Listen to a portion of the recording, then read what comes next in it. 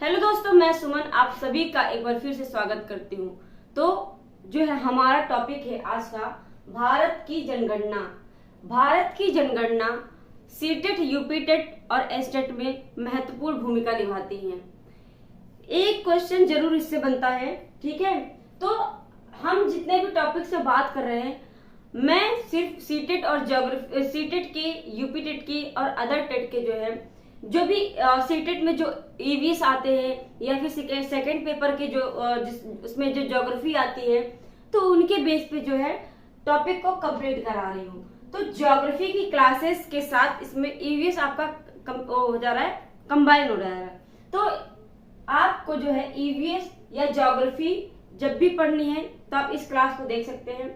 इस क्लास से आपको ये बेनिफिट मिलेगा कि मैं जो है ज्यादा कचरा ना पढ़ाकर हम किस पर बात कर रहे हैं, पॉइंट टू पॉइंट, जो एक क्वेश्चन और आंसर के बेस पे है। आप देखेंगे, आप कोई भी हमारी क्लास देखेंगे, उस पे आप देखेंगे कोई भी क्लास में किसी भी टॉपिक पे फालतू की जो है लेक्चर नहीं दिया गया है, फालतू की बातें नहीं हुई है। जो बात हुई है आपकी क्वेश्चन के आधार पे पॉइंट टू पॉइंट बात हुई है। तो हम सारे जो क्लासेस, क्योंकि हमारे पास टाइम नहीं है कि हम उस पर कचरा कर सके या फिर पूरे बस पोथी पत्र की तरह पूरा थ्योरी बताते जाए जिसका कोई मतलब नहीं है, जिससे कहा क्वेश्चन नहीं बनता है।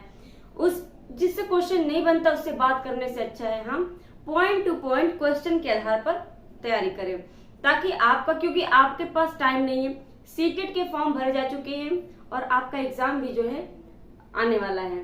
तो 1 महीने से ज्यादा, 15 दिन से ज्यादा आपके पास टाइम नहीं है तैयार करने के लिए। तो ये सब चीजें तैयार करने के लिए आपको जो है पॉइंट टू पॉइंट पे ही बात करनी होगी। तो हम पॉइंट टू पॉइंट पे बात करेंगे। और आपने जितनी भी क्लासेस मैंने डाली, अगर वो नहीं देखा है तो मैं यही कहूंगी कि आप जाइए, सारी क्लासेस देखिए। प्लेलिस्ट बना दिया मैंने, प्लेलिस्ट में आप जाके देखेंगे। एक प्लेलिस्ट आपका बना है ज्योग्राफी और ईवीएस करके, सीटेट, यूपीटेट और ऑल टेट करके एक जॉब बनी है प्लेलिस्ट। उसमें आपको फुल वीडियो, फुल क्लासेस मिल जाएंगे टॉपिक वाइज सीक्वेंस से, ठीक है। एक जो प्लेलिस्ट बनाया है जिसमें आपका ज्योग्राफी का जो है सीटेट से लेके या यूपीटेट से जितने भी आते हैं क्वेश्चन, तो जो मेन पॉइंट्स होते हैं, जो कोई टॉपिक होते हैं जो हमें याद नहीं होते हैं पॉइंट्स, तो उन पॉइंट्स को क्या है हमने ट्रिक के आधार पर याद कराने की कोशिश की है। तो जितने भी ट्रिक्स वाली शॉर्ट वीडियो हैं उन्हें क्या किया है, एक प्ले लिस्ट बना दिया। उस प्लेलिस्ट को आप ओपन कीजिए, जाके देखिए, उसमें आपको सारी जो है ट्रिक्स मिल जाएगी। और ट्रिक्स मैं यही उम्मीद करूंगी कि आपको अच्छी लगेंगी और आपको जो है बेनिफिट होगा उससे। तो आप इस तरह आप जो है अपनी तैयारी कर सकते हैं ज्योग्राफी और ईवीएस की, ठीक है। तो चलिए स्टार्ट करते हैं आज का टॉपिक। आज जनगणना, भारत की जनगणना पढ़ने से पहले सबसे पहले हम ये जानेंगे होता क्या है ये भारत की जनगणना। जनगणना का मतलब ये है कि किसी भी एक स्थान पर जो रहने वाले लोग हैं उन्हीं को क्या कहते हैं, जनगणना कहते हैं। जैसे कि आप उत्तर प्रदेश में रह रहे हैं, किसी एक पर्टिकुलर जगह पे हमारा जो सोसाइटी में हम रह रहे हैं, जिस सोसाइटी में, सोसाइटी किससे बनती है, लोगों से बनती है। घर मकान से नहीं बनती सोसाइटी आपकी लोगों से बनती है। तो वही जो लोग एक स्थान पे रह रहे हैं सबके साथ, वही आपकी क्या है, जनगणना है। तो जनगणना जो क्या है आपकी, कौन करवाता है, तो जनगणना आपका जनगणना आयुक्त के द्वारा गृह मंत्रालय के अधीन किया जाता है, ठीक है। तो जनगणना जो है क्या है, गृह मंत्रालय के अधीन होता है। भारत में पहली जनगणना जो है आपका किसमें हुआ था, तो भारत की पहली जनगणना 1872 ईस्वी में हुआ था। किसके शासनकाल में, तो 1872 में आपका ब्रिटिश सरकार था। उस टाइम पे कौन था, लॉर्ड मेयो के शासन में भारत का पहला जनगणना हुआ था। कब, 1872 में। ये सारे पॉइंट्स टू पॉइंट हैं। आप बुक्स पढ़ोगे तो आपको उसके जो है कचरा पढ़ना पड़ेगा, फिर आपको बिल्कुल कहानी पढ़नी पड़ेगी, फिर आपको जाके एक पॉइंट पे आप अंडरलाइन करोगे। तो वो पॉइंट पे अंडरलाइन करने से अच्छा मैं यहाँ पे लेके आई हूँ, ताकि पॉइंट पॉइंट कोई भी पूछेगा अगर आपसे कि भारत की पहली जनगणना कब हुई थी, किसके शासनकाल में हुई थी, सीधा आंसर देंगे आपकी 1872 में लॉर्ड मेयो के शासनकाल में। तो ये है हमारा जो है पढ़ाने का तरीका कि हम जो है पॉइंट टू पॉइंट बात करेंगे। यहाँ से आपको सीधा आंसर मिल रहा है कि भारत की पहली जनगणना कब हुई थी या किसके शासनकाल में हुई थी। भारत की जो पहली जनगणना है आपका 1872 में लॉर्ड मेयो के शासनकाल में हुई थी। नेक्स्ट पॉइंट है आपका पहली दशकीय जनगणना। भारत की पहली दशकीय जनगणना 1881 में हुआ था। लॉर्ड रिपन उस समय कौन था? लॉर्ड रिपन जो है के शासन में 1881 में आपका पहली बार दशकीय जनगणना हुआ। ये पॉइंट हो गया आपका कंप्लीट। नेक्स्ट है आपका भारत का पहला जनगणना आयुक्त कौन सा था? तो भारत का पहला जनगणना आयुक्त आपका प्लाउडेन है।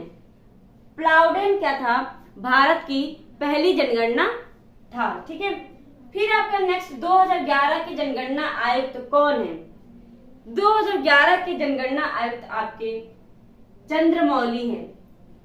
2011 की जनगणना के आयुक्त चंद्रमौली हैं, लेकिन भारत के पहले जनगणना आयुक्त कौन है?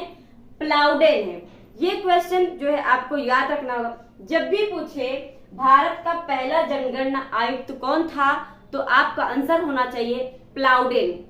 जब पूछे आपसे 2011 के में जो है आपका 2011 के जनगणना आयुक्त का जो है आपका अध्यक्ष कौन था या आयुक्त कौन था? तो चंद्रमौली, क्योंकि लास्ट जो जनगणना हुई है वो आपका जो है 2011 में हुआ था। 2011 के बाद से अभी तक जो है जनगणना नहीं हुई है।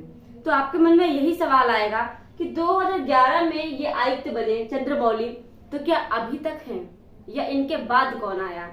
तो मैं यही कहूंगी कि 2000 जनगणना के बाद जब जनगणना ही नहीं हुई तो आयुक्त नया आएगा कहां से? ठीक है, मैं उम्मीद करती हूँ कि पॉइंट आपको समझ में आ गया। 2011 की जनगणना का जो नारा था आपका हमारी जनगणना हमारा भविष्य। हमारी जनगणना हमारा भविष्य इसका नारा था और चिन्ह था हाथ में लैपटॉप लिए हुए शिक्षिका। हाथ में लैपटॉप लिए हुए शिक्षिका इसकी क्या थी? चिन्ह थी। नेक्स्ट है आपका जनसंख्या घनत्व। जनसंख्या घनत्व किसे कहते हैं? जनसंख्या घनत्व 1 किलोमीटर क्षेत्रफल पर रहने वाले लोगों की संख्या को कहते हैं। मान लीजिए 1 किलोमीटर पे मैं यहाँ पे हूँ, मेरे से 1 किलोमीटर पे क्षेत्रफल जितना है उतने में जो भी लोग रह रहे हैं, जिनकी जो संख्या है लोगों की रहने की, वही क्या है? आपकी जनसंख्या घनत्व है। मान लीजिए यहाँ पर इसी 1 किलोमीटर में 100 लोग रह रहे हैं तो 100 लोग की संख्या जनसंख्या घनत्व है। अगर यहीं पे 50 लोग रह रहे थे तो उस जगह की जो जनसंख्या घनत्व है 50 लोगों की है। ठीक है, तो ये होता है जनसंख्या घनत्व। एवरेज क्या है इसका? औसत क्या है? 382 प्रति किलोमीटर स्क्वायर पे क्या है इसका एवरेज है जनसंख्या घनत्व का। जनसंख्या घनत्व जो है स्टेट के हिसाब से जनसंख्या मैक्सिमम जनसंख्या जो है मैक्सिमम जनसंख्या घनत्व कहाँ पाया जाता है? तो आपका स्टेट होगा बिहार। बिहार में 1106 किलोमीटर प्रति किलोमीटर स्क्वायर पर क्या है जनसंख्या घनत्व पाई जाती है। ये भारत के ऐसा राज्य है जहां पर सबसे ज्यादा जनसंख्या घनत्व पाया जाता है। फिर सबसे ज्यादा कम जनसंख्या घनत्व पूछेगा तब क्या करेंगे? तो सबसे कम जनसंख्या घनत्व वाला प्रदेश जो है आपका अरुणाचल प्रदेश है। अरुणाचल प्रदेश आप में जो है 17 प्रति किलोमीटर स्क्वायर है। आप देखिए है ना सबसे कम। कहाँ आपका 1106 किलोमीटर स्क्वायर है, वहीं पर आपका अरुणाचल प्रदेश का 17 प्रति किलोमीटर स्क्वायर है। अरुणाचल प्रदेश आपका है कहाँ पर? तो ये आपका भारत हो गया। ये पूर्वी इलाका जो है यहाँ पे ये आपका क्या है अरुणाचल प्रदेश है। आप सुने होंगे कि जो सूरज की जो किरणें हैं सबसे पहले अरुणाचल प्रदेश में पड़ती हैं। फिर धीरे धीरे सारे देशों पे, फिर लास्ट में आपका कहाँ पे पड़ता है, लास्ट में आपका पश्चिम पे पड़ता है। ठीक है, तो इस तरह जो है अरुणाचल प्रदेश आपका कहाँ पर है, यही पर है।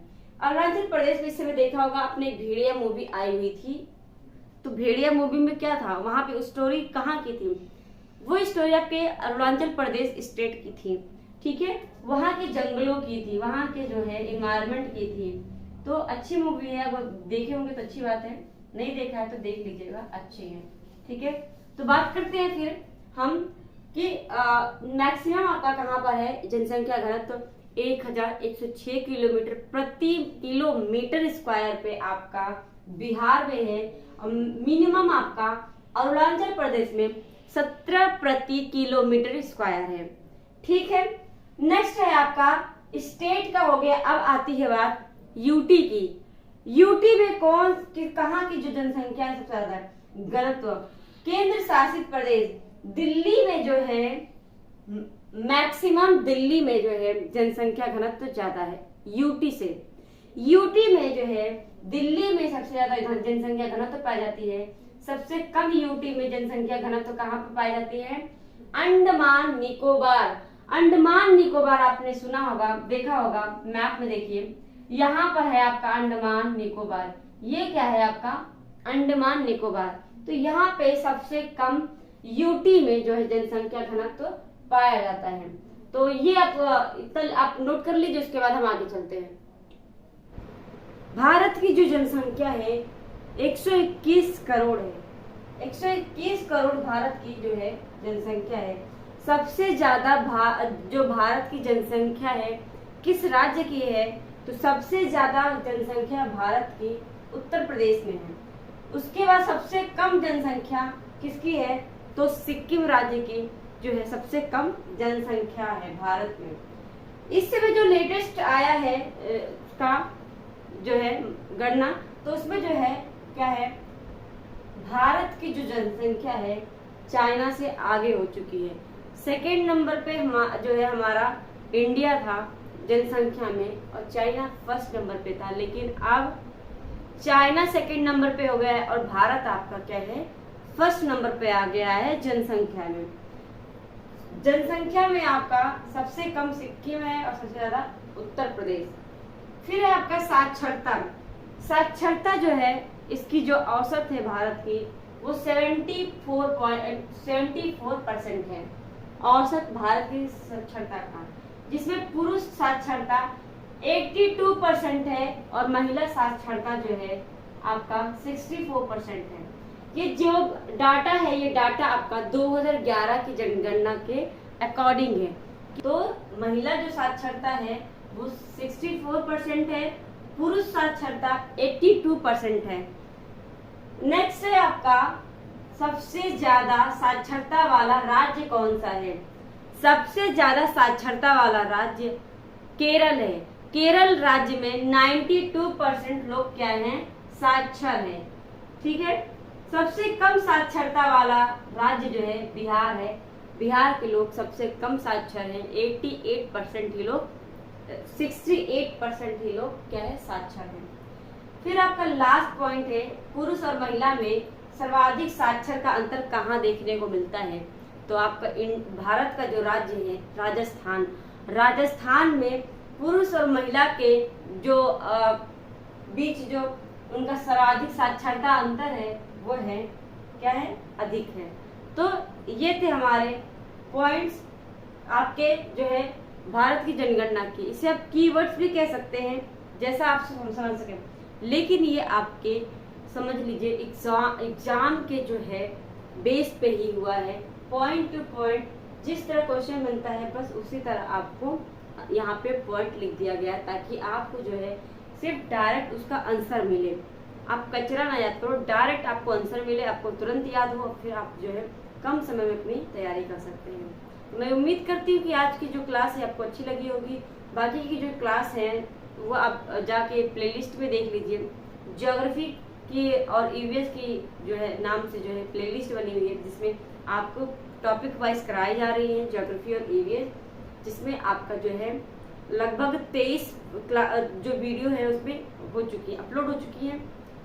और मैं बता दूं ठीक, जो पॉइंट जैसे होता है हार्ड जो पॉइंट्स होते हैं उसके लिए ट्रिक चाहिए, तो आप ट्रिक्स के लिए आप क्या कर सकते हैं, वो ट्रिक्स भी आपके सीटेट और यूपी टेट और एस्टेट के अकॉर्डिंग है।